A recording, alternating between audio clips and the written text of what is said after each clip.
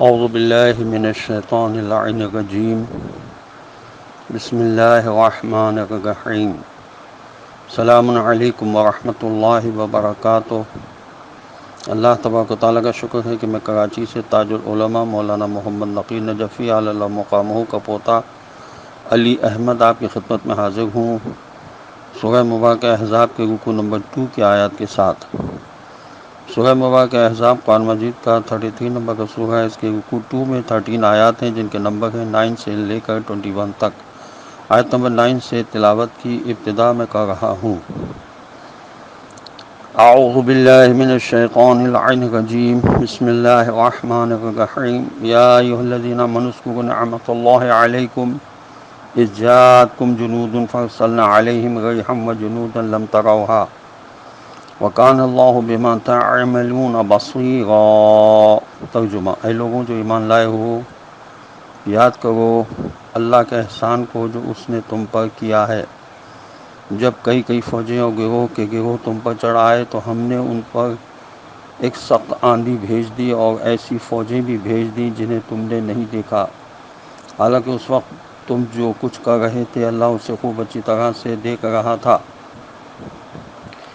سن 5 ہجری جنگ احزاب، جنگ خندق کے بارے میں یہ آیت ہے کہ اسلام کے دشمنوں نے ایک کر کے مدینے پر حملہ کر دیا اور شہر کو ہر طرف سے گھیر لیا۔ تاریخ میں اس کو جنگ احزاب کہا گیا ہے۔ 4000 تو صرف قریش مکہ کا لشکر تھا، کل 10,000 سے زیادہ سپاہی تھے، بعض نے 15,000 لکھے ہیں۔ ان سب کا افسر ابو سفیان تھا۔ عرب کی تاریخ میں اتنی بڑی لشکر کشی سے پہلے کبھی نہیں ہوئی تھی۔ حضرت سلمان فارسی نے جناب رسول خدا صلی اللہ علیہ وسلم کو یہ مشورہ دیا کہ اپنے لشکر کو پہاڑ کے دامن میں رکھ کر سامنے خندق سے محفوظ کر لیا جائے۔ غرض 3.5 میل لمبی خندق کھودی گئی تاکہ دشمنوں کے شر سے محفوظ رہیں، اسی لیے اس کو غزوہ خندق بھی کہتے ہیں۔ آخر کار دشمنوں کا سب سے بڑا بہادر سردار عمر ابن عبدود خندق پھاند کر آ گیا اور رسول خدا صلی اللہ علیہ وسلم کے خیمے پر نیزہ پھینک کر مقابلے پر آنے کو للکارا۔ حضرت صلی اللہ علیہ وسلم نے مسلمانوں سے پوچھا کہ اس کتے کے مقابلے پر کون جائے گا؟ کسی کی ہمت نہ ہوئی۔ بار بار علی مرتضیٰ علیہ السلام کھڑے ہو کر فرماتے تھے کہ انا یا رسول اللہ، اے اللہ کے رسول صلی اللہ علیہ وسلم، میں حاضر ہوں۔ بالآخر جناب رسول خدا صلی اللہ علیہ وسلم نے حضرت علی مرتضیٰ علیہ السلام کو اس کے مقابلے پر جانے کی اجازت دی۔ مولا علی علیہ السلام گئے اور آپ نے اس کو فی النار کر دیا۔ سارا جنگ کا معاملہ جو تھا وہ حضرت علی علیہ السلام کے ہاتھ میں رہا اور خداوند عالم نے اس مقابلے کے بعد دشمن کے حوصلے پست کر دیے۔ اچانک طوفانی ہوا چل لگی جس سے ان لوگوں کے خیمے اکھاڑ پھینکے، سختی سے سارا لشکر کانپ اٹھا اور وہ میدان جنگ سے بھاگ نکلے۔ یہ تاریخ طبری میں بھی لکھا ہے، ابن ہشام نے بھی اس کو لکھا ہے۔ اس کے علاوہ اور بھی تفاسیر میں اور تاریخ کی کتابوں میں اس جنگ کی تفصیل موجود ہے۔ آیت نمبر 10: اذ جاءوکم من فوقکم ومن اسفل منکم وَإِذْ زَاغَتِ الْأَبْصَارُ وَبَلَغَتِ الْقُلُوبُ الْحَنَاجِرَ وَتَظُنُّونَ بِاللَّهِ الظُّنُونَ۔ ترجمہ: جب وہ اوپر اور نیچے سے تم پر چڑھائے تھے اور جب خوف کے مارے تمہاری آنکھیں تک پتھرا گئی تھیں اور کلیجے منہ کو آ گئے اور تم اللہ کے بارے میں بھی طرح طرح کے گمان کرنے لگے تھے۔ آیت نمبر 11: هُنَالِكَ ابْتُلِيَ الْمُؤْمِنُونَ وَزُلْزِلُوا زِلْزَالًا شَدِيدًا۔ ترجمہ: اس وقت ایمان والے مومنین خوب آزمائے گئے اور بری طرح سے ہلا دیے گئے۔ آیت نمبر 12: وَإِذْ يَقُولُ الْمُنَافِقُونَ وَالَّذِينَ فِي قُلُوبِهِم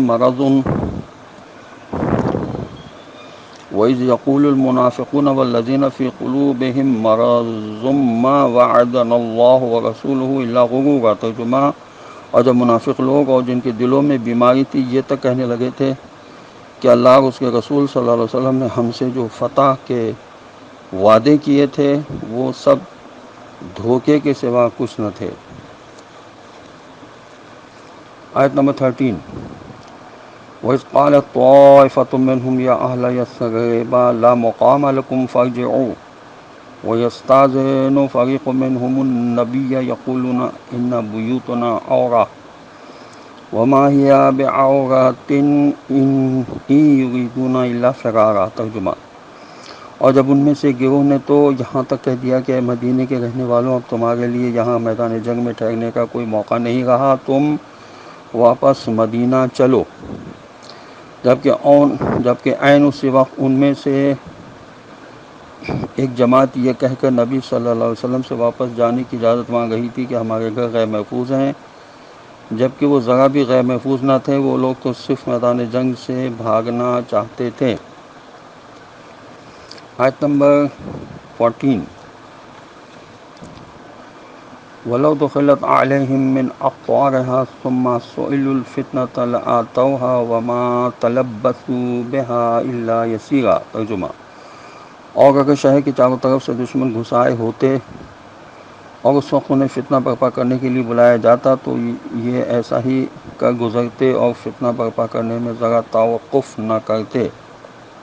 آیت نمبر 15: وَلَقَدْ كَانُوا عَاهَدُوا اللَّهَ مِن قَبْلُ لَا يُوَلُّونَ الْأَدْبَارَ وَكَانَ عَهْدُ اللَّهِ مَسْئُولًا۔ ترجمہ: حالانکہ ان لوگوں نے اس سے پہلے اللہ سے یہ عہد کیا تھا کہ وہ پیٹھ نہیں پھیرائیں گے، اور اللہ سے جو عہد بھی کیا جاتا ہے اس سے ضرور پوچھا جائے گا۔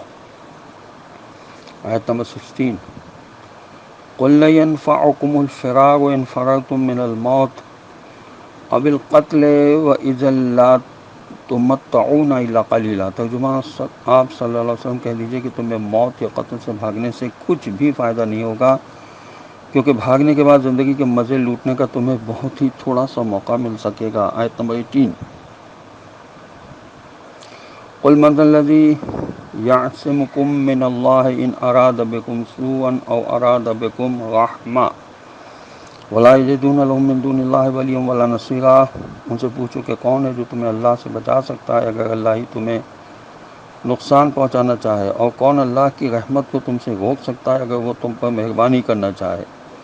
اور وہ لوگ اللہ کو چھوڑ کر کوئی دوست، حمایتی یا مددگار نہیں پائیں گے۔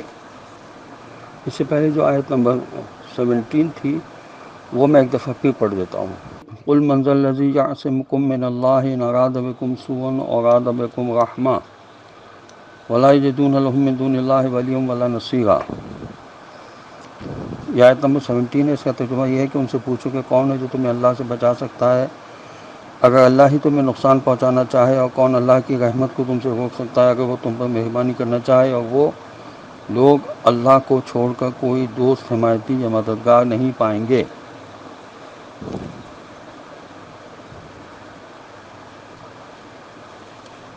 اس آیت کے ذیل میں محققین و مفسرین نے لکھا ہے کہ قرآن کریم کا یہ عام اصول ہے کہ وہ اس حکیمانہ انداز تعلیم کو اختیار کرتا ہے کہ واقعات کو بیان کرتے کرتے اخلاق و شریعت کے اصول سکھاتا چلا جاتا ہے۔ مثلا پچھلی آیتوں میں یہ تعلیم دی گئی تھی کہ جو عہد یا وعدے کیے جاتے ہیں ان کے بارے میں ضرور پوچھ گچھ ہوگی کہ وہ پورے کیے یا نہیں۔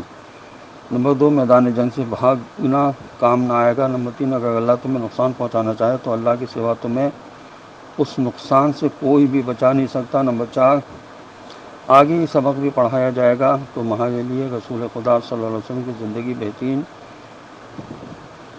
نمونہ عمل موجود ہے۔ نمبر 5، منافقین قابل اعتماد نہیں ہوتے، وغیرہ وغیرہ۔ یہ تفسیر ماجدی اور تفسیر کبیر میں لکھا ہے۔ اب آیت نمبر 18: قد يعلم الله المعوقين منكم والقائلين لإخوانهم هلم إلينا ولا يأتون الباس إلا قليلا۔ ترجمہ: اگر اللہ تم میں سے ان لوگوں کو خوب جانتا ہے جو لوگوں کو جہاد سے روکتے ہیں اور اپنے بھائی بندوں سے یہ کہتے ہیں کہ ہماری طرف آؤ، وہ جنگ کے لیے نہیں آتے مگر بہت ہی کم۔ اس آیت کے شان نزول یہ لکھا ہے کہ ایک صحابی رسول صلی اللہ علیہ وسلم کسی ضرورت سے میدان خندق چھوڑ کر مدینہ آئے، جہاں انہوں نے اپنے بھائی کو دیکھا وہ بدبخت بھنا ہوا گوشت کھا رہا ہے اور شراب پی رہا ہے۔ تو صحابی نے اپنے بھائی سے کہا، تو یہاں شراب پی رہا ہے اور خدا کا رسول صلی اللہ علیہ وسلم تلواروں اور تیروں نیزوں کے درمیان محصور ہیں۔ اس نے کہا بے وقوف، ہمارے ساتھ بیٹھ کر مزے اڑا۔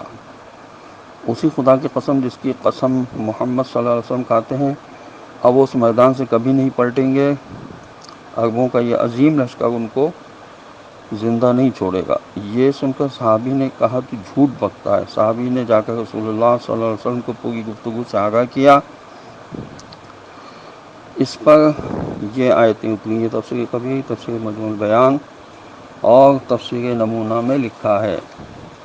آیت نمبر 19، اشحۃ علیہم فاذا جاء الخوف رأیتہم ينظرون الیک تدور اعینہم کالذی یغشی علیہ من الموت فاذا ذهب الخوف سلقوکم بألسنۃ حداد اشحۃ علی الخیر اولئک لم یؤمنوا فاحبط اللہ اعمالہم وکان ذلک علی اللہ یسیرا۔ ترجمہ، کیونکہ وہ تمہارا ساتھ دینے میں بڑے کنجوس ہیں، اور اگر خوف کا موقع آ جائے تو تم انہیں دیکھو گے کہ وہ تمہیں ڈر کے مارے آنکھیں گھما گھما کر دیکھ رہے ہیں، جیسے مرنے والے پر غشی طاری ہو رہی ہو، اور جب خطرہ گزر جاتا ہے تو یہی لوگ مال غنیمت کے فائدوں کے حریص بن کر قینچی کی طرح تیز چلتی ہوئی زبانوں کے ساتھ طعنے دیتے اور باتیں بناتے تم سے ملاقات کو آ جائیں گے۔ یہی وہ لوگ ہیں جو ہرگز ایمان نہیں لائیں گے، اسی لیے اللہ نے ان کے تمام اعمال اکارت کر دیے، اور ایسا کرنا اللہ کے لیے بہت آسان ہے۔ آیت نمبر 20، یحسبون الاحزاب لم یذهبوا وان یأتی الاحزاب یودوا لو انهم بادون فی الاعراب یسألون عن انبائکم ولو كانوا فیکم ما قاتلوا الا قلیلا۔ ترجمہ، یہ لوگ سمجھ رہے ہیں کہ حملہ کرنے والی فوجیں ابھی گئی نہیں ہیں، اگر وہ فوجیں پھر آ پڑیں تو وہ یہ تمنا کریں گے کہ کاش ہم صحرائی عربوں کے ساتھ جنگلوں میں رہتے ہوتے اور وہیں سے تمہاری خبریں معلوم کرتے ہوتے، اور اگر وہ تم میں ہوتے تب بھی صرف برائے نام ہی جنگ میں حصہ لیتے، یعنی تمہاری کسی کام نہ آتے۔ خداوند عالم کی بارگاہ میں دعا ہے کہ پروردگار ہمیں قرآن پڑھنے، سمجھنے اور اس پر عمل کرنے کی توفیق نصیب کرے، اور واسطے قرآن حضرت امام زمانہ عجل اللہ تعالیٰ فرج شریف کا جلد ظہور ہو، اور خداوند عالم ہمیں ان کے اعوان انصار میں شامل ہونے کی توفیق نصیب کرے۔ وآخر دعوانا ان الحمد للہ رب العالمین، والسلام علیکم ورحمۃ اللہ وبرکاتہ۔